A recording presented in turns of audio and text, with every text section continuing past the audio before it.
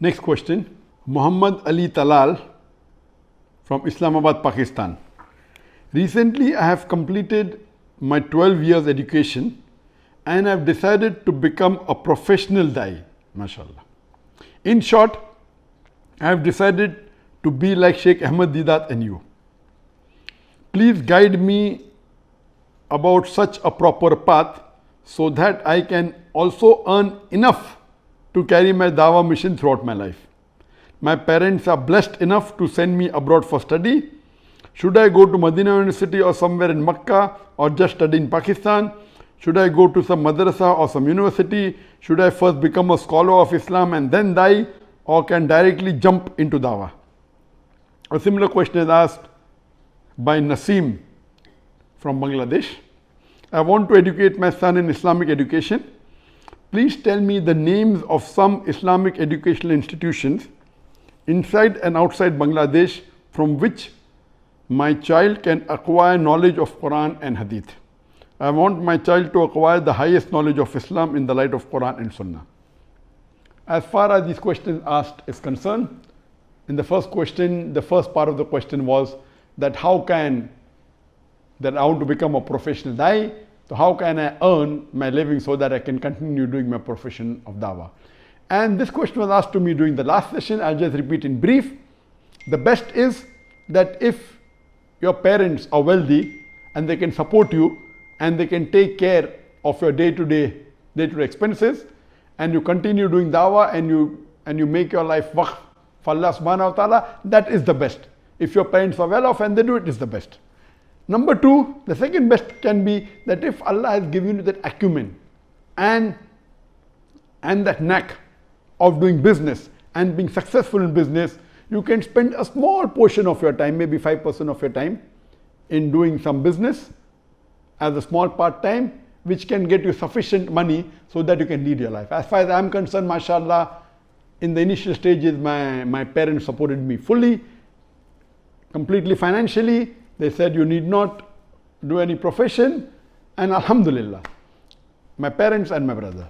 And later on I started doing my own business, and I used to spend about a few hours a week, not during office time, during, normally people have 1 or 2 days off in a week. 1 day off, a few hours in a week, maybe 1 or 2 days in a month. And that time I used to do business, and in that business Allah blessed me so much that I started earning more than my parents, more than my brother, and alhamdulillah, I have to utilize a small portion of it for my family, and the major portion I have to give in charity. So first is your family, if they can support you, number one. Second is you can do a business if Allah has given you the acumen. And the best example is of the Sahaba, Abdurrahman bin Auf. May Allah be pleased with him. People used to say that whatever we touched, it became gold. When they migrated, the Sahabas, to Medina, and when the Ansar were willing to help them, he said, no, show me the place to the market. He went to the market and came back with enough wealth because Allah had given him that gift. Number three, as I mentioned earlier, is that the rich Muslims can make a fund for supporting the Daees, the du'ats, so that they need not worry about the living, and they support them, so the rich people get the sawab of the dawah which the Daees are doing without the sawab of the Daee reducing. Number four, you can join an organization. You can join an Islamic organization which is of your school of thought, which is according to Quran and Sunnah.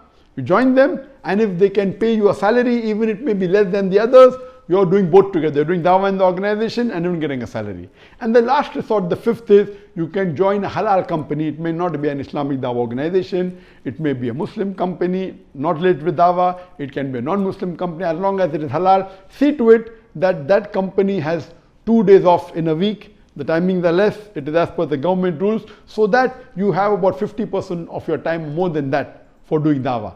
These are the various options that will take care of your day-to-day living, inshallah. As far as the second question is concerned, that which university should you join? Should you go abroad, Medina, Makkah, or in Pakistan, or the lady who has asked in Bangladesh, which is the university that I would recommend? According to my knowledge, one of the best universities that I feel that can give the knowledge of Quran and Sahih Hadith, it is Jamiatul Imam. It is Imam bin Muhammad As-Saud University Imam Muhammad bin Saud University, which is in Riyadh in Saudi Arabia. But unfortunately, this university is mainly for Saudis. Only a very small percentage, maybe 2, 3 or 4%. Initially it was 1%, now I think it's 4% of the foreigners are allowed. So very small portion allowed. So to get admission, like in India, I think the quota is 1 a year. So thousands of people apply, only one they select from the thousands applying. Similarly, from each country, they have a very minute number of people. But Alhamdulillah, when I approached the Dean Director at that time, I said that why don't you allow all our students who have passed from Islamic International School to join the university. And Alhamdulillah, 14 had passed, 7 wanted to take the mainstream, become doctors, engineers, 7 wanted to take the Dawah field, and all 7 of them, Alhamdulillah, got admission into the Jamiat al-Imam University in Riyadh. The other good university, it is the Islamic University of Medina, that's in Saudi Arabia. This university, one of its purpose was to give admission even to foreigners. So 50% of the students are Saudis, 50% are foreigners. So they have a quota maybe of 40 or 50 students from India each year, a bigger number from Pakistan. They have a quota from Bangladesh. Here is much easier as compared to getting into Jamiat al-Imam. But yet it's difficult. There are hundreds and thousands applying, and yet the quota is limited. So according to me, the other good university is the Islamic University of Medina. The other good is also the al-Qura from Makkah. For a foreigner, I would prefer that for a foreigner, he can go to Islamic University of Medina.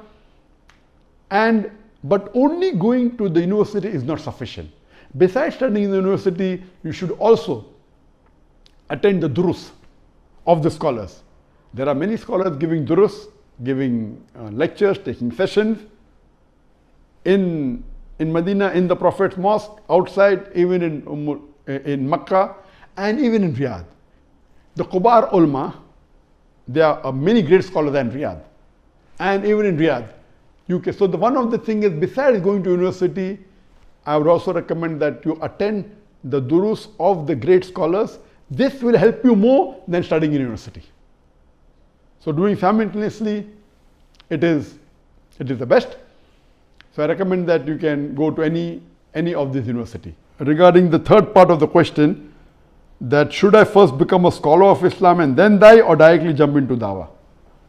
See, to become a scholar of Islam is a very great word. I don't consider myself to be a scholar of Islam. I'm just a Daee. Scholar, you have to have a great deal of knowledge. So a person who does graduation from the Islamic University, I don't consider that he's a scholar. Some may be, but not all. Neither is a person who has done masters, neither a person who has done his PhD. I consider these people as students of knowledge. A scholar is someone who is a mujtahid, someone who is an alim. There's a difference between getting an alim degree from a madrasa or a university and being a true alim or a true scholar. There's a world of a difference. So the thing is there that I believe today in the world there are very few scholars of Islam. A scholar is a mujtahid, a person who's a faqih, not getting a degree of fiqh, but actual faqih. And a beloved Prophet ﷺ said that ballighu anni walau ayah, propagate even if you know one verse. So even if you know one verse about Islam, as long as you know it correctly, you have to propagate it. So you don't have to wait till you become a scholar. Whatever you know, you can start doing dawah immediately. But the role of a da'i, a good da'i, is that he listens to the scholar. He reads the books of the scholars, the teachings from the Quran, Sahih Hadith, the Sahabas, you have the Khulfa Rashidin, you have the Aimmas, then you have the Mujtahid, you have the Shaykh al-Islam, and you have the present day. They read, and what fatwas the scholars have given, the da'i makes it acceptable to the masses. A da'i need not be a scholar, he can be a scholar. But a da'i need not be a scholar, and most of the da'is in the world today aren't scholars. Even I don't consider myself to be a scholar, I'm just a student of knowledge. But for a general Muslim, it is his duty that he should convey the message. Even if he's not a student of knowledge, whatever little bit he knows there's one God, he knows there's one Allah, okay, convey that. He knows that Muhammad Sallallahu Alaihi Wasallam is the last and final messenger, he has to convey that. So whatever you know, even one ayah, according to the Prophet, you have to convey it to the others.